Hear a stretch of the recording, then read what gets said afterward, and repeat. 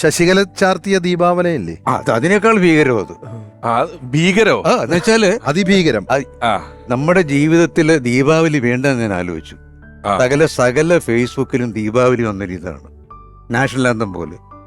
തം തന്നെ നന്നം. ആ സമയത്ത് സ്കൂളിലും കോളേജിലും ഇതിന്റെ ഡാൻസ് യോഗ്യത ഡാൻസ് ചെയ്യാത്തതിന്റെ പേരിൽ 3 കുട്ടികളെ ഏതോ കോളേജിൽ നിന്ന് പറഞ്ഞു വിട്ടിട്ടുണ്ട്. ആ സമയത്ത് ശശികല ചാർത്തിയത് ഇല്ലാത്തതിന്റെ പേരിൽ.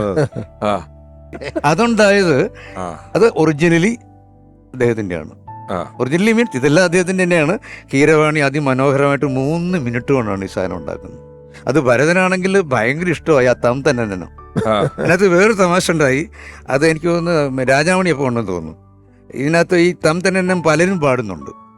അപ്പോൾ ഭരതൻ പ്രത്യേകം ഇൻസ്ട്രക്ട് ചെയ്തു, ഇതിനകത്ത് പാടേണ്ട 2 ആർട്ടിസ്റ്റിലെ കൊണ്ടുവന്നിട്ടുണ്ട്. അവർ പ്ലേബാക്ക് സിംഗേഴ്സ് അല്ല, 2 കൊച്ചു പിള്ളേരാ, കുളന്തകള്.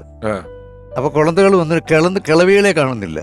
പുള്ളി പറയാ കിളവികളെ കൊണ്ടിട്ടിരുന്നു. അവർ 2 കിളവികളെ കൊണ്ടുവന്നു. ഞാൻ ഉദ്ദേശിച്ച് കാപ്പി കൊണ്ടുവരാൻ വന്നവരാണ് സ്റ്റുഡിയോയിൽ.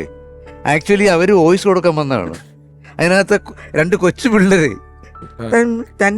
തള്ളിയും പാടുന്നുണ്ട്. അപ്പൊ പിന്നെ ഭരതേട്ടൻ ആ കിളവിയുടെ വോയിസ് ശരിക്കും കേൾക്കുന്നില്ല.